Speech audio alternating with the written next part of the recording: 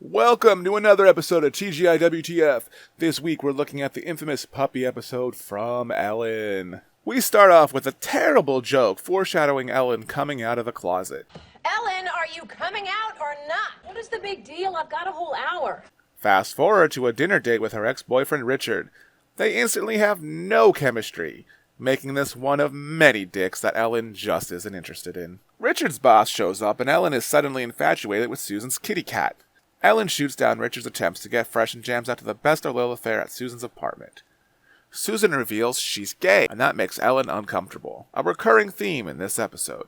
Ellen brags to her friends about the amazing fake sex that she just had. But her psychiatrist Oprah just doesn't buy that shit for a minute and gets the real story and helps her realize that Susan's kitty cat is what she wants, right meow. Ellen rushes to the airport to confess her feelings to Susan and books a one-way trip to Lesbianville by announcing her sexuality to the world in a groundbreaking television moment. I'm gay.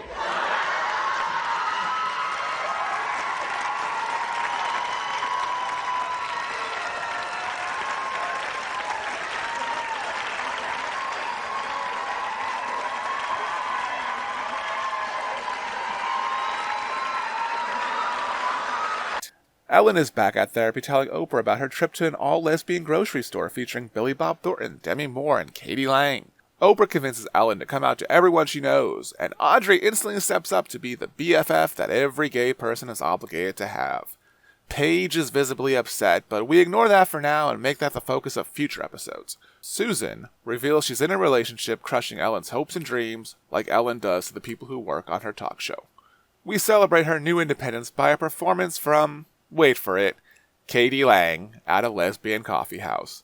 WTF just happened. This episode was incredibly groundbreaking for the time, but sadly this would also contribute to ruining the remainder of the series.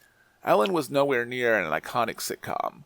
Had it not been for this historic episode, it probably wouldn't even be talked about much today. The writing often reflected Ellen's ADHD type of comedy that she often talked about in her stand-up. The show went through various cast changes, and the other characters generally just serve as either comic relief role or just never seemed too well developed. They had backstories and you knew the basics, but you never knew who was going to be sticking around or if this would be their last appearance.